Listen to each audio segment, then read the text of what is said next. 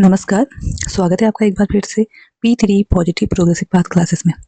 आज से मैं आप लोगों के लिए डेली करंट अफेयर्स की क्लास लेके आऊँगी, रोज़ रात 10 बजे। आज है 16 जनवरी 2025। तो चलिए स्टार्ट करते हैं आज की करंट अफेयर्स की क्लास। 16 जनवरी में मनाया जाता है राष्ट्रीय स्टार्टअप डे। नोट कीजिएगा, राष्ट्रीय स्टार्टअप डे। हर साल 16 जनवरी को मनाया जाता है राष्ट्रीय स्टार्टअप डे। ये वाणिज्य एवं उद्योग मंत्रालय, ये मनाया जाता है वाणिज्य एवं उद्योग मंत्रालय द्वारा, उद्योग मंत्रालय द्वारा। देखिए, राष्ट्रीय स्टार्टअप दिवस 2025, इसे उद्योग महोत्सव के नाम से भी जाना जाता है। देखिएगा, राष्ट्रीय स्टार्टअप दिवस 2025 को उद्यमोत्सव के नाम से भी जाना जाता है। अब देखिए, ये स्टार्टअप है क्या? स्टार्टअप जनरली हमारे पास क्या था, जो नवाचार, प्रौद्योगिकी और आपको और आत्मनिर्भरता को आगे बढ़ाने के लिए स्टार्टअप शुरू किया गया था 2016 में। सबसे पहले 16 जनवरी 2016 को स्टार्टअप इंडिया इनिशिएटिव लॉन्च किया गया था। इसीलिए 16 जनवरी 2022 को 16 जनवरी 2022 को सबसे पहले पीएम द्वारा पहला स्टार्टअप डे मनाया गया था। और इसी क्रम में हर साल 16 जनवरी को स्टार्टअप दिवस मनाया जाता है।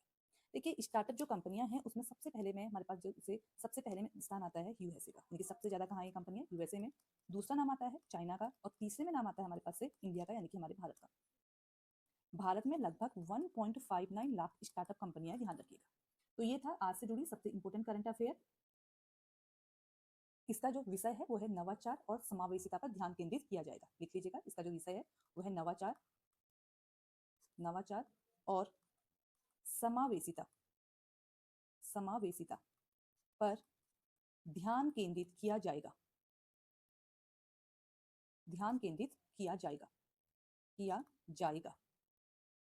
ठीक है, ये ध्यान रखना कि 2025 का जो हमारे पास से स्टार्टअप डे है उसे उद्यम महोत्सव के नाम से भी जाना जाएगा। सबसे पहले बनाया गया था 2022 में। चलो चलते हैं आज की नई करंट अफेयर की। सेकंड नंबर में जो करंट अफेयर है ये लिखिएगा, भारत रणभूमि दर्शन प्रोजेक्ट। भारत रणभूमि दर्शन प्रोजेक्ट। नोट करके लिखिएगा, 15 जनवरी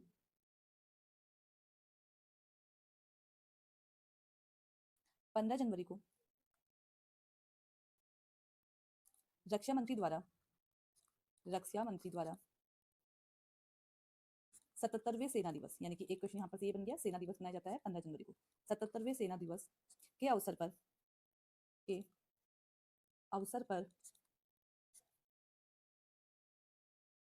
ये पहल या ये परियोजना शुरू की गई। अब देखिए, शुरू किसने की गई है, किसने की है? भारतीय सेना और पर्यटन मंत्रालय द्वारा भारत में युद्ध क्षेत्र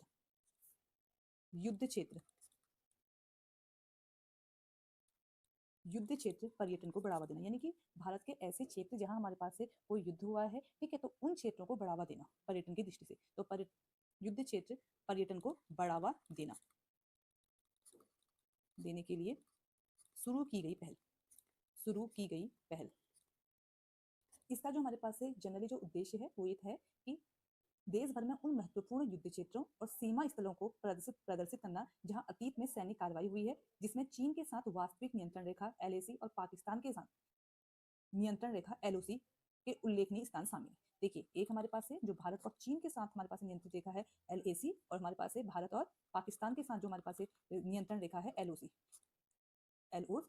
यहाँ इन दोनों में जो हमारे पास इन दोनों के बीच के जो क्षेत्र हैं वहां पर पर्यटन को बढ़ावा देने के लिए 15 जनवरी को 77वें सेना दिवस के अवसर पर रक्षा मंत्री ने ये नई पहल शुरू की गई। ठीक है, ध्यान रखिएगा।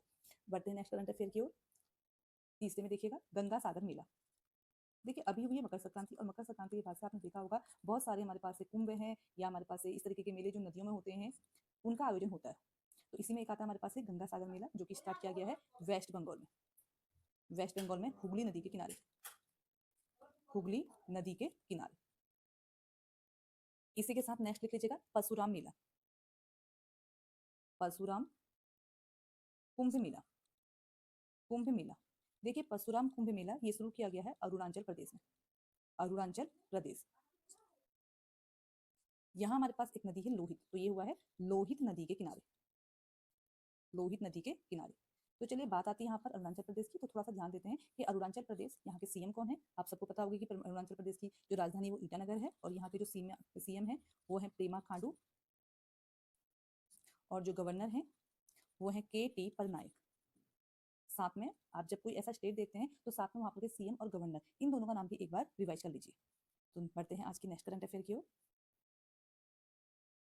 भारत और चीन ने, सॉरी भारत और स्पेन ने, लिखिएगा भारत और स्पेन ने 2026 को ड्यूल ईयर के रूप में मनाने की घोषणा की है, मनाने की घोषणा की है।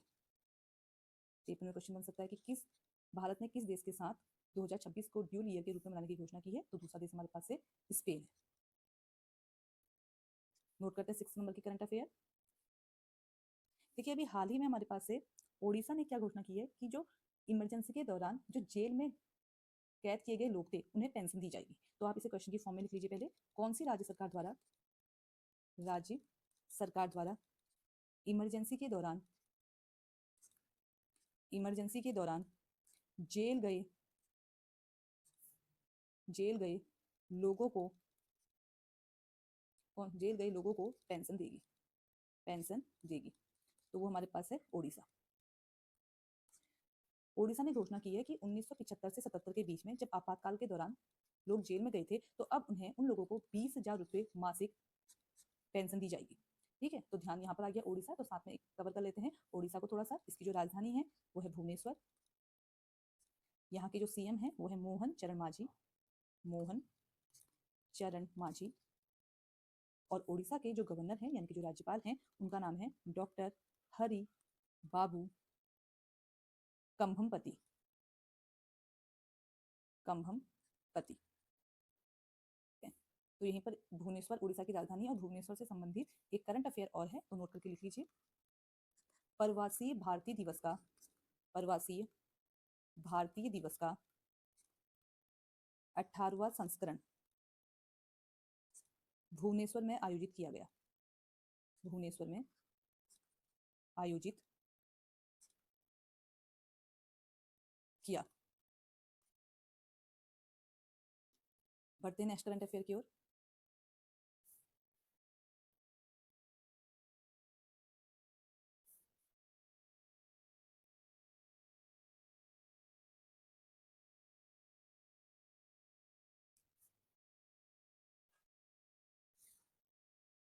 देखिएगा 7 नंबर की।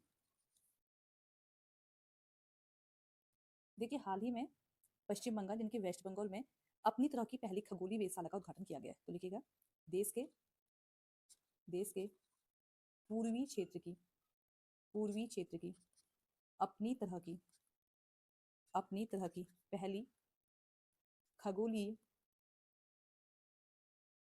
वेधशाला का उद्घाटन, वेधशाला का उद्घाटन पश्चिम बंगाल में, पश्चिम बंगाल में पंचेत पहाड़ी में, पंचेत पहाड़ी में किया गया, किया गया। ये इंपॉर्टेंट है क्योंकि ये भारत की पहली, क्योंकि ये पूर्वी क्षेत्र की पहली, पूर्वी क्षेत्र की ऐसी पहली और भारत की, भारत की छठी वेधशाला है। ठीक है, और इसका नाम रखा गया है सत्येंद्र नाथ बोस के नाम पर। जो भारत के साइंटिस्ट हैं सत्येंद्र नाथ बोस के नाम पर उनका नाम रखा गया है, तो लिख लीजिएगा इसका नाम सत्येंद्र नाथ बोस के नाम पर रखा गया है। देखिए भारत की छठी है, इससे पहले भारत में लद्दाख, नैनीताल के, उत्तराखंड के नैनीताल में, राजस्थान के माउंट आबू में, पुणे में और तमिलनाडु में इस तरीके की वेधशालाओं का उद्घाटन किया जा चुका है। देखते हैं आज की नेक्स्ट करंट अफेयर। एक नाम है हमारे पास इंपोर्टेंट, फैज अहमद किदवई, फैज अहमद किदवई। देखिए इन्हें हाल ही में नागरिक उड्डयन, नागरिक उड्डयन निदेशालय का प्रमुख नियुक्त किया गया है, निदेशालय का प्रमुख नियुक्त किया गया है। 9 नंबर की करंट अफेयर, 10वां अजंता वेरूल अंतर्राष्ट्रीय फिल्म महोत्सव, फिल्म महोत्सव।